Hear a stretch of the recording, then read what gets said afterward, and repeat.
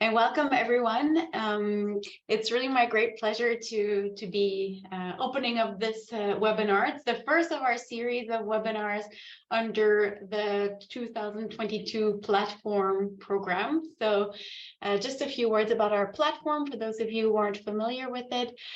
Creative Commons established an open culture platform to support and engage our community interested in open culture and open fun. And in 2022, several members of the platform decided to join forces under several working groups tackling various emerging and difficult challenges. And here today, we are going to listen to the work of working group number 5. Its long name is Public Domain Collections Referenced by CC BY to designate collection holders. And I guess a subtext to that would be that it really concerns itself with cultural heritage institutions that use the Creative Commons license requiring attribution, so CC BY, to designate or release images of works that are already in the public domain. And throughout this 1 hour webinar, we'll hear from members of the group, first explaining what the issue is, then going through the process of explaining what we think solutions might be to this issue, and concluding with our final recommendations. So just before we get started with the substance of this presentation, I just want to acknowledge Deborah De Angelis and Tomoaki Watanabe, who are the two co-leads who have steered the group through many months of discussions and back and forth debates and all sorts of really interesting conversations to really try to pin down what is the issue and what Creative Commons can do about it. So welcome everyone. So I could start by setting the scene very quickly before I pass on to Martin, who's going to lead us through one of the solutions. The issue is that a lot of collections are already in the public domain. So cultural heritage institutions like museums, archives, or libraries hold vast amounts of works that are out of copyright and have been so for many, many years. But we do notice that these cultural institutions, when they digitize them and share the digital images of these works, use a CC BY license. And this is legally inaccurate because when a work is in the public domain, it cannot be subject to a Creative Commons license. The only things that could be used to, in association with those reproductions, would be the public domain mark or public domain dedication CC0. So we started to ask ourselves, why are these institutions using CC BY? And it seemed that one of the main reasons is that cultural institutions like to be referenced, like to be credited for being the ones that host the works and that make it available. And so they use CC BY to make sure that when reusers use the digital image of the public domain work, they mention the name of the institution. Now, we recognize that this is a legitimate expectation in most cases, and we were trying to figure out a way to not encourage the use of CC BY, rather discourage the use of CC BY, but still attempt to cater to that need or that expectation of cultural institutions being credited for making the work available. This is all I have to say to set the scene. Welcome to take questions at the end, but for now, I would like to pass on to Martin Zijnstra, who will take us through one of the solutions that the group came with. So Martin, over to you. Yeah, good afternoon, everyone. So we have in our discussions in the long months have discussed 3 types of solutions: legal tool interventions, social interventions, and legal interventions. And I'll present the first one of those, and that's technical interventions or technological interventions. So in our discussions, we came quickly on how CC BY is being used. And if you go to the deep page of CC BY, you see that requirement for attribution, which of course, if you look at legally, this is only a requirement for the creator of the work and not for the holding institution, holding GLAM or CHI, who has that work, and is also not applicable for public domain works. But that attribution sign is very important in the deep pages. So the first intervention that we are proposing is to look at a generic non-binding courtesy requests, if we can use the long name for that. And that is an addition to the deep pages of deep pages of public domain mark and CC0 to ask for additional attribution, or we call it credits, for the CHI that holds the work and maintains the work and makes it available, and also is probably responsible for digitizing the public domain work. And we have we thought about several versions of that. So first is a generic non-binding courtesy request, which is just a sentence which is static on the CC0 or public domain page. It describes something like, please credit the institution that makes this work available. You can also think about customizing this a bit further, and then it is then you can add like a title of the work, the name of the creator, and the institute that makes it available. This is something that CC has already done in the past with the 3.0 licenses, back when the internet worked slightly differently, when people were using less HTTPS like we are doing today, but using HTTP, which meant that CC could know where the person clicking on the link of the license came from, and could go back to that page and displayed part of the information on that page. We have looked at a solution based on right statements.org that does similar work, where you can present this information, but that requires some work by the Cultural Heritage Institution to make this available. So this is a second version of our proposals of technical intervention. And then finally, as an extension to the second one, to add to the public domain mark and CC0 an additional icon that communicates better that the additional request for credit is needed, like a CC BY version of the public domain mark with a BY logo that proposes that describes the same information as the previous version. And we've looked at the pros and cons of each of these. Whereas the simple static sentence would be easy to implement, it might not be the best implementation to solve the problem that's described by Brigitte. The displaying of additional information could be misused, or could be and requires an additional steps by the Cultural Heritage Institution to implement. And the third option, which is an extension of the second one,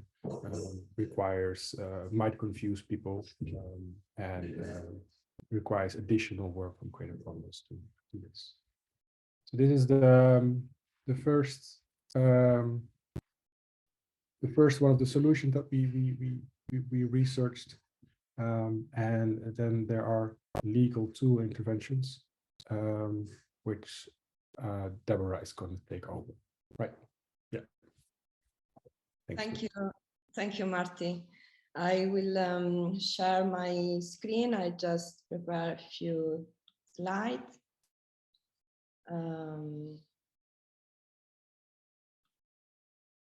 Yeah.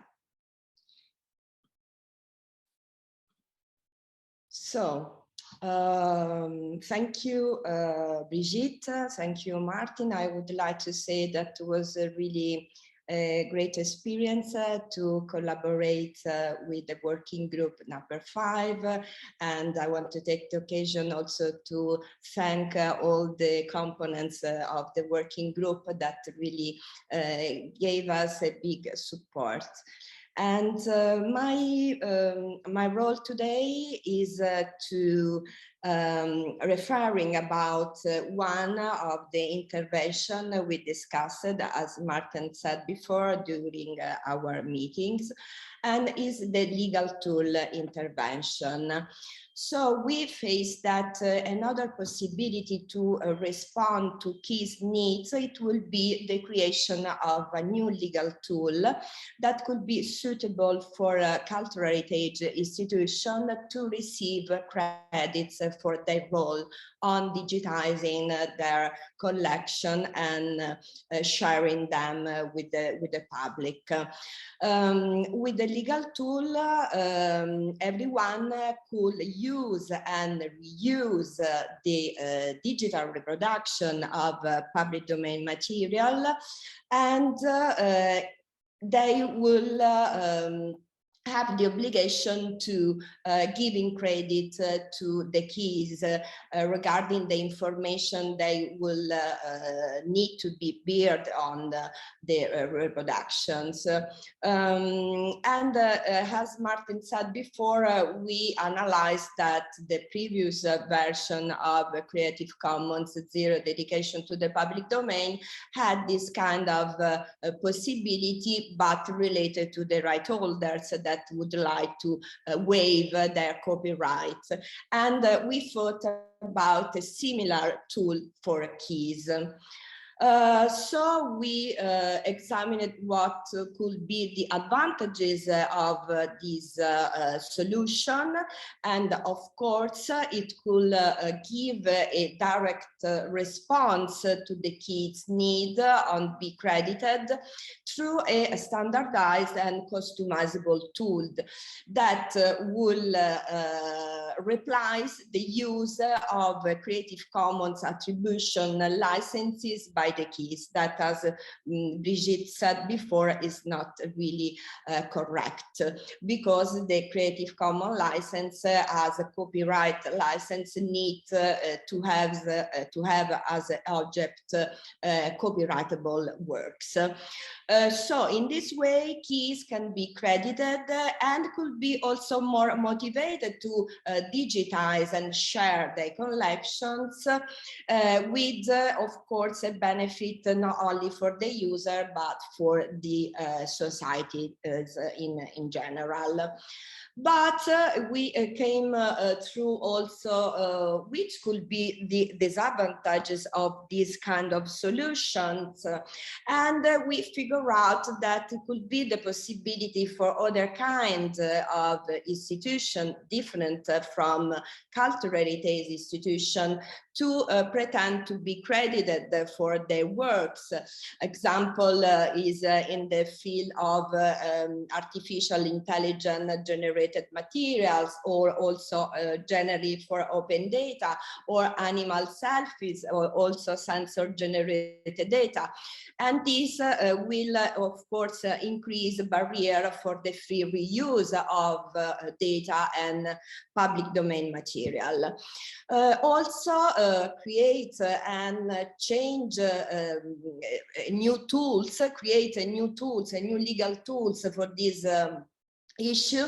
It will be a costly activity for Creative Commons, and also a time consuming, because it will need a participatory creation of a legal tool, requires also interaction with the different actors. So it will be not so immediate solutions. Also, we focus that this new legal tool could have a compliance guaranteed. So also the keys should in a way spend more time and resources in order to try to enforce the new legal tool. And we also consider that the creation of a new legal tool, which will be mandatory for the user, and the user could represent also an obstacle of to the principles of the openness, and it will impose limitation on the sharing of the public domain. Even though I'm a lawyer, I have to discourage this kind of legal solutions, and I'm pleased to pass the floor to Tomoaki, that will introduce you to the last type of solution that we found out. Thank you very much. Okay, thank you, Laura. Thank you, Deborah. So I'm Tomoaki. Good evening from Tokyo. And before moving on to the topic of social interventions, let me add that, so this is working group number 5, which actually means that it was the 5th most common, which is not that common or popular topic when we formed the groups.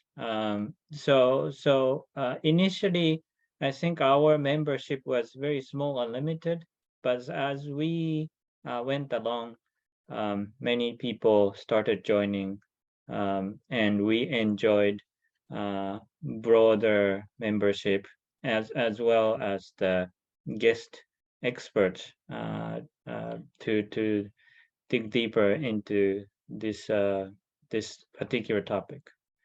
Okay, so now let me share my slides. So I will speak. Okay, so I'll speak about social interventions. And social here means it does involve usually campaigning or communication to persuade and mobilize others, some relevant groups.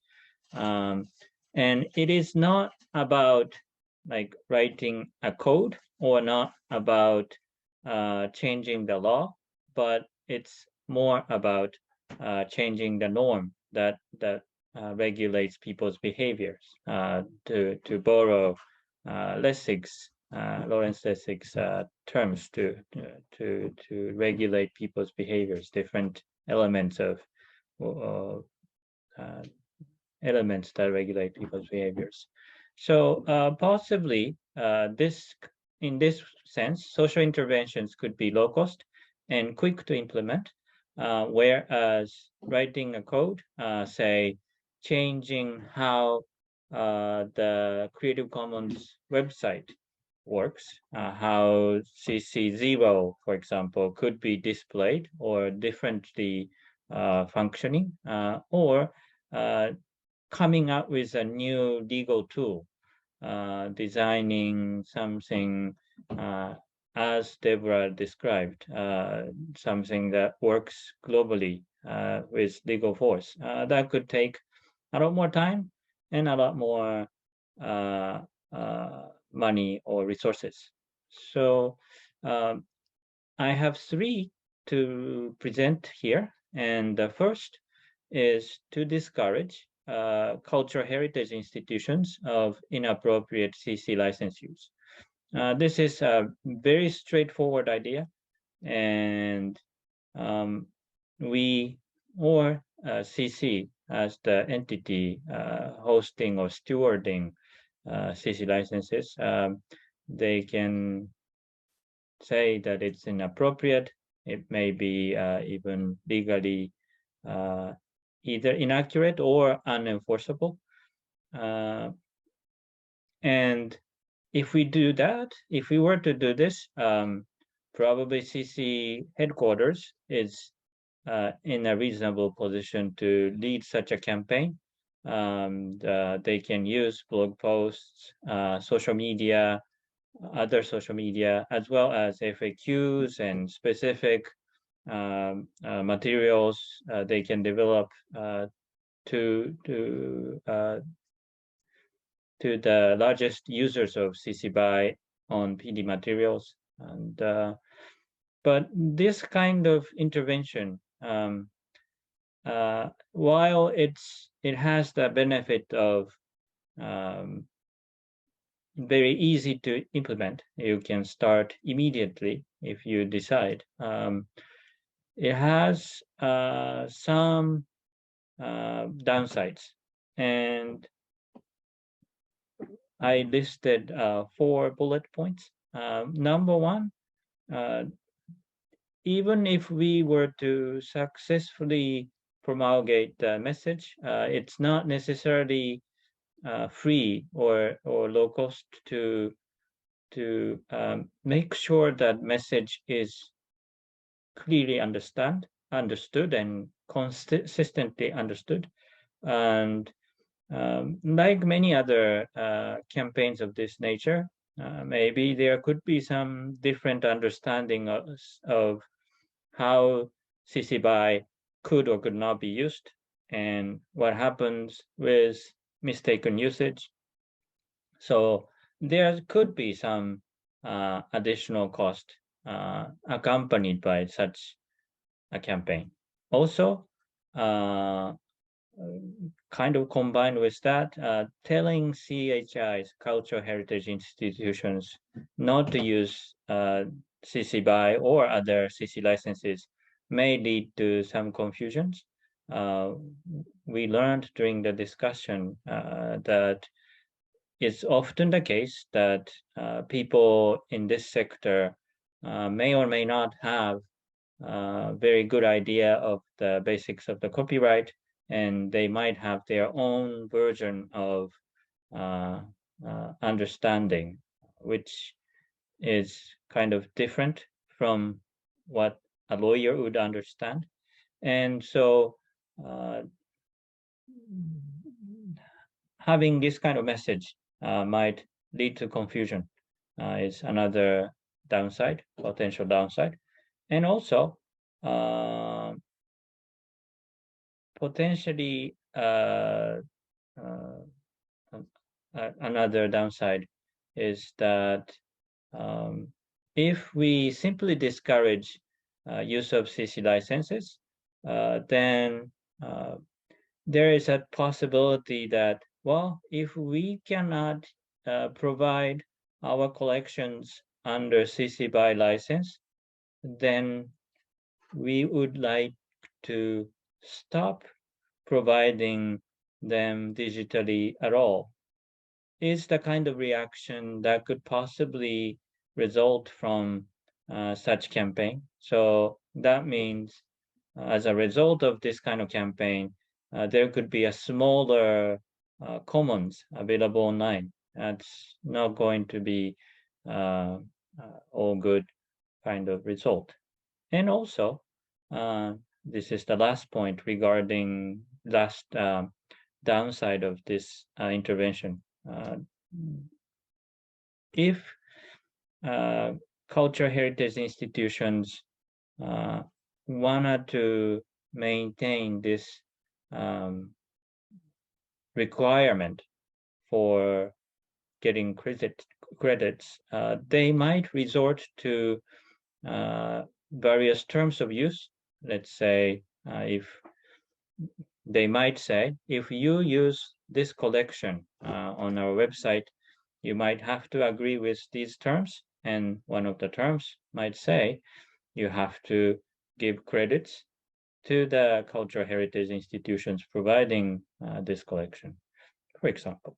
So in that case, not only that we end up with credit giving becoming a requirement, but also that requirement would be expressed not through CC BY, but through various terms of use. And that means the potential cost for the reusers of those collections to read, understand, and follow various terms of use would be much greater than when CC BY was simply used and mistakenly, for example, complied with by the users. Well, complied with maybe an inappropriate term, but followed by users.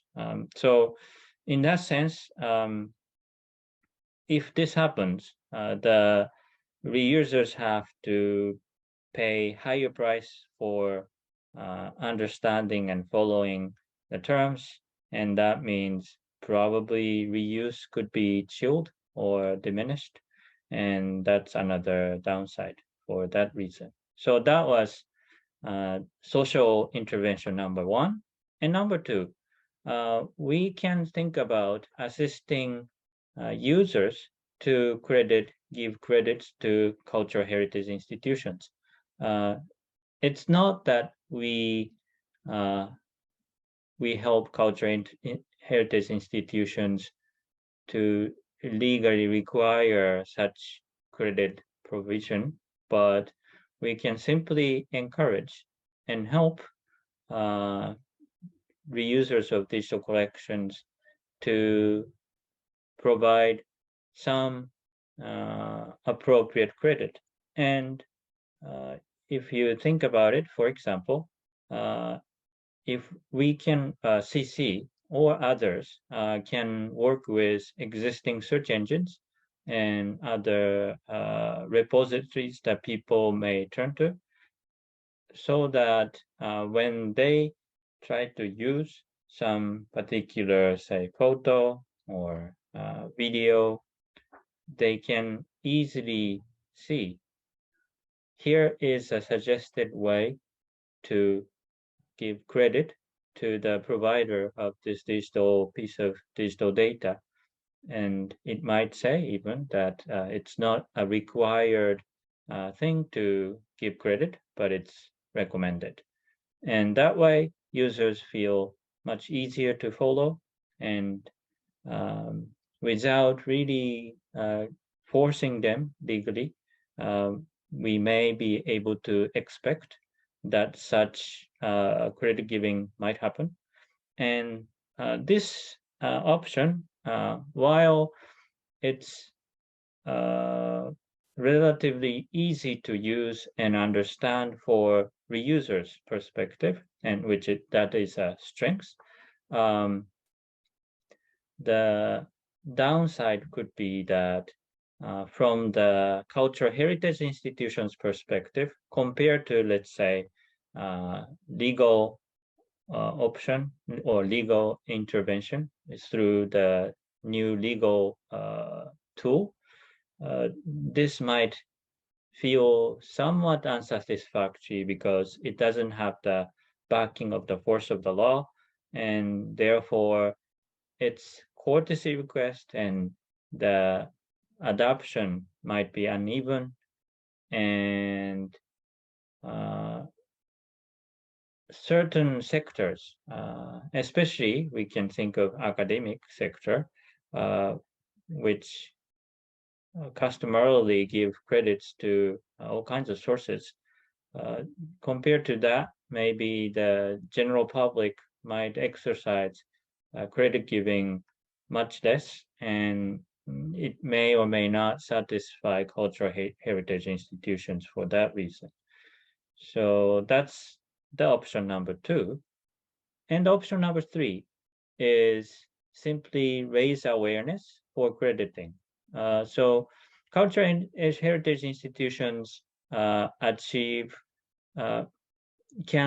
their goal of receiving credits, possibly by raising their awareness of various tools, also platforms and guidelines, and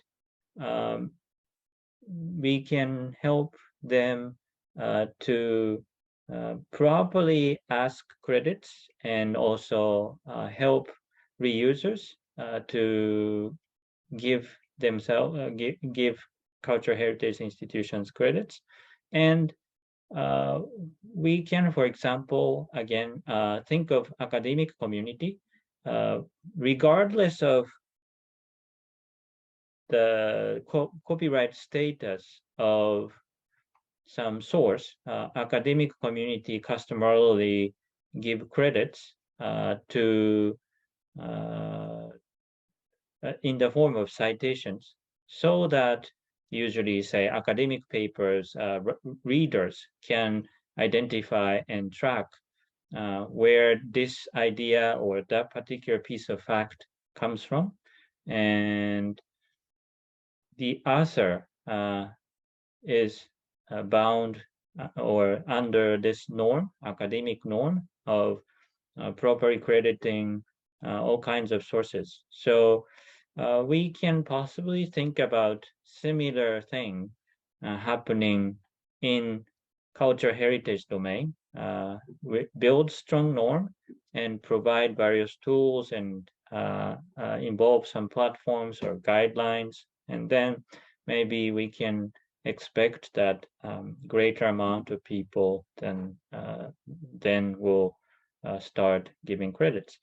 And one possible strength for this kind of intervention is that reusers would simply have to follow the guidance provided by the cultural heritage institutions. So it's relatively simpler. But from the cultural heritage institutions perspective, maybe it's somewhat costly because they might have to investigate various alternatives in order to decide, okay, this is the particular way we wanted to encourage credit giving. This is how we message them. This is the exact point we wanted to check if the credit is given. And even with that, there is no guarantee that CHIs would get this kind of this certain level of credits that they would desire. And for this reason, maybe CHIs have incentive to simply resort to the use of CC BY, which might look as if it has a legal force for an unsuspecting potential reuser. So that's a downside of this option. Okay, so this is the end of my social intervention talk, and maybe I'll once give this back to Deborah, and now we will speak about conclusions, I guess. Thank you so much, Aki. Thank you.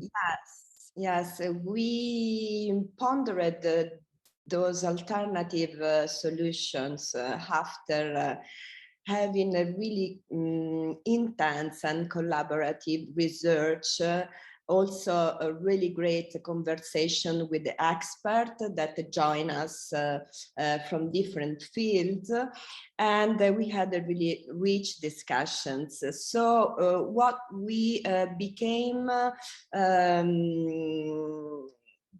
clear, it became clear that flexibility could be the key to find a good solution for keys in order to be credited and to have an incentive of their digitizing and sharing activity. So we do not recommend the legal intervention, as I said before, because it will risk compromising the freedom and the openness of the public domain. And we think that Creative Commons and its community should encourage and promote combination of the proposed social intervention as Tomoaki has just replied. So the last option that we want to give, I want to pass the floor to Tomoaki to complete our recommendation. Okay. Sure. So one of the conclusions we came up with is that, or understandings we came up with, is that among these three types of interventions, we should recommend both technological and social interventions. And we recognize that these interventions are not mutually exclusive. So CC and its peers can do work on both. But as we discussed throughout our talks, different options come with different strengths and weaknesses, and some have legitimate cost concerns, probably. So depending on the resources that Creative Commons has under its belt, probably they should select the best options, best set of options to pursue accordingly. And that's the basic conclusion that we came up with. Of course, we would like to look forward to continuing the discussion on these items and trying to find the concrete solution to address these needs. Because as we had the evidence, many kids all around the world feel the same needs. And so it's a global, interventions that only Creative Commons could adopt. And to end our presentation, I think that our suggestion for the public domain is having more tools and less rules. Maybe it will help the sharing of the public domain, respecting also the position and the role of the cultural heritage institution, which is really important in this field. So I hope that all the participants could have some clarification or question. We are here to reply to them. Thank you. Thank you. Also, I'm aware that yeah. among the participants today are some of our working group members. So yeah, if of course, including Bridget and Martin, who spoke already on other parts, but if any of them wants to add, clarify, yeah, I think it's time for them to also speak up. Yeah, they are welcome. Yeah. Not be shy.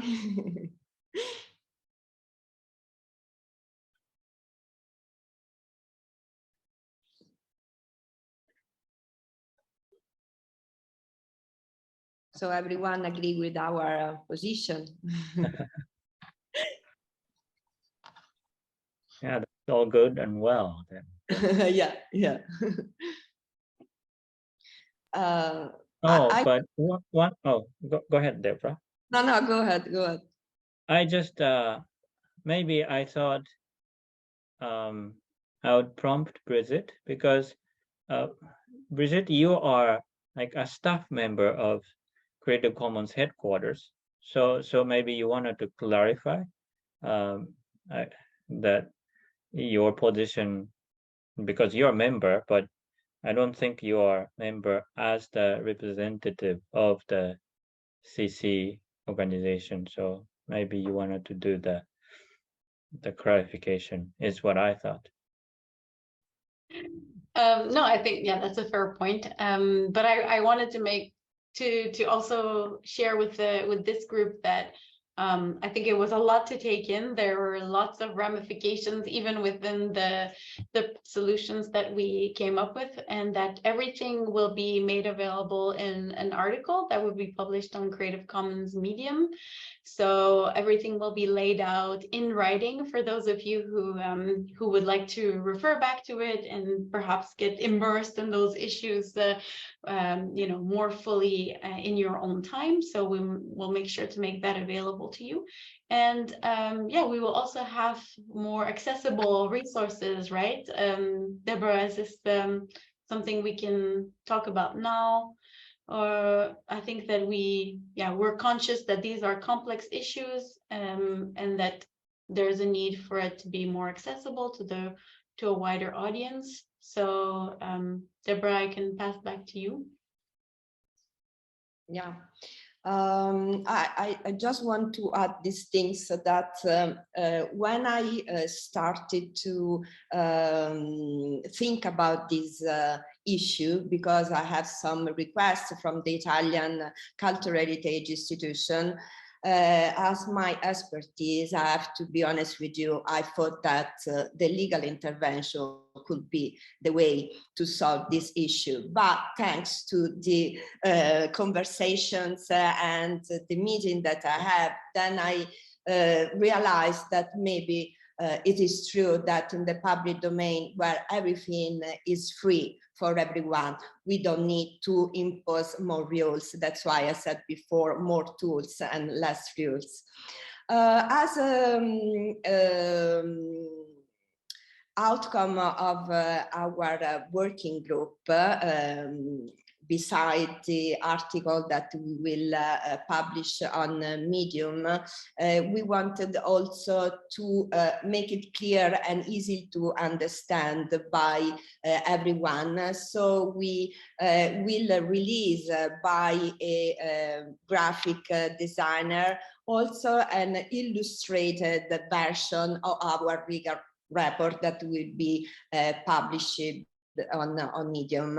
And I think that it could also help and facilitate the understanding of this problem. And which is the question that you did you ask? No, that was it, and that we look forward to disseminating that too, because we think it's going to be a nice complement to the article itself. Yeah, it was really great also to have a confrontation with the illustrator and graphic designer, because it, I think, help us as well to better explain what will be the topic of our research. Tomake, you agree on that? Yeah, certainly. Yes.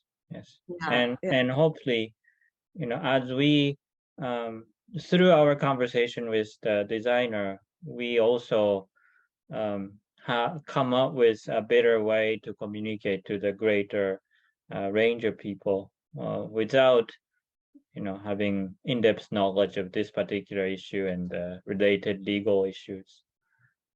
Yeah. So we are really waiting for the last outcome of our work.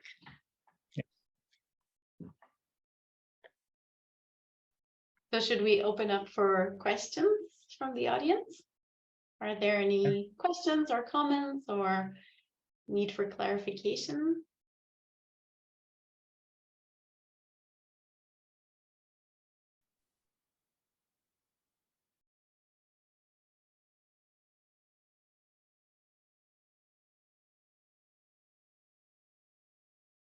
This is my namesake. Oh, yeah, you come out of me. Welcome. Do you want to that's say? strange. I have no idea how I did that, Brigitte. I'm so sorry. That's fun. The other mystery Bridget is finally revealed. So yeah, please say your name and who you are, and please introduce your question. Oh my God. Well, so I'm Tanya Anderson. I work at the Canadian Museum of History. This was really great. I don't know why I'm here as Bridget. Actually, what I really wanted to say, and it's to Deborah, your statement, more tools, less rules, is like really perfect. So I thought that was really great because I think that really can motivate going forward, right? That idea of layers and tools and different things to grapple with different questions. All these collections are very different and they're very unique and they're very complicated, as you guys are definitely aware. So I thought that was just really nice. I just wanted to mention that. Thank you. Thank you. Thank you. I see that Jane Dryder is here. She really helped us a lot during the last revision of our Hi, Jane. Would you like to say something? You were really great working with you. Well, thank you very much, Deborah, for your kind words. It was a great pleasure to work with this group. I joined rather late as first being invited as a specialist, but because this is of great interest to me, I was very pleased to become a member of the group. And I really like your motto, Deborah, more tools, less rules, summarizes it very, very well. It's very, very clever. And that's exactly what we want to do. So obviously I know all the pros and cons and all the options very, very well. So I do not have any questions, but thank you. It's been a great pleasure to work with the group. Thank you very much. Me and Jane also had the pleasure to meet up in Rome and have a good lunch. So just to complete our joining work. And also I see that there is Alaf Abami here. I don't know if you can hear us or if you want to just say something.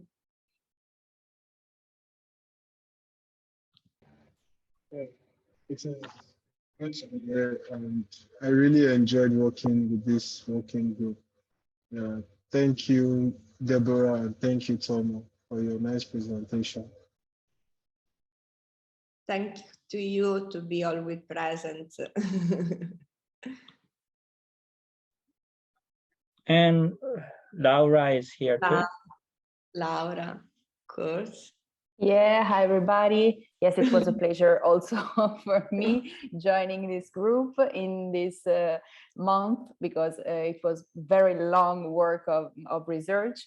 And yes, I think that our report could be support to understand the issue and the problem and also to solve it because of the variety of the cultural heritage institution. I think that flexibility and something that can be customizable, it could be the key to solve the problem for each of them. So I really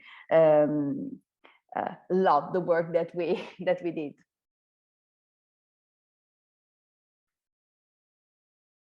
Thank you, Laura. That's why we really look forward to continuing this conversation with all of you.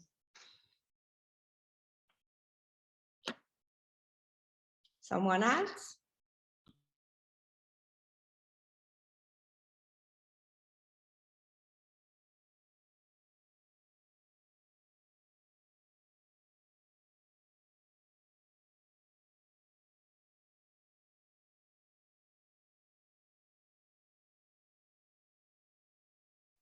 Doesn't seem to be the case.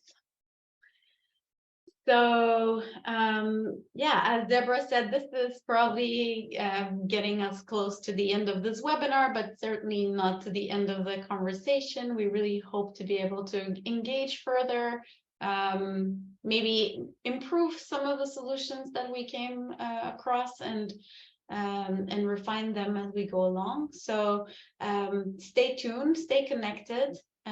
This will probably go on into next year. Stay tuned also to look out for the Medium article. It'll be disseminated through the Creative Commons channels. And if you have any particular issues concerning CC BY or other types of licenses being used on public domain works, we would love to hear from you, because the more concrete examples we can grapple with, I think the easier it will be to apply concrete solutions. So I think this really closes the webinar. I want to thank again Deborah and Tomo for your leadership. You steered us through some pretty heated conversations. There was not always agreement, and I think it's all for the better. Some clashing of ideas really made us see more clearly what could be achievable and what could not.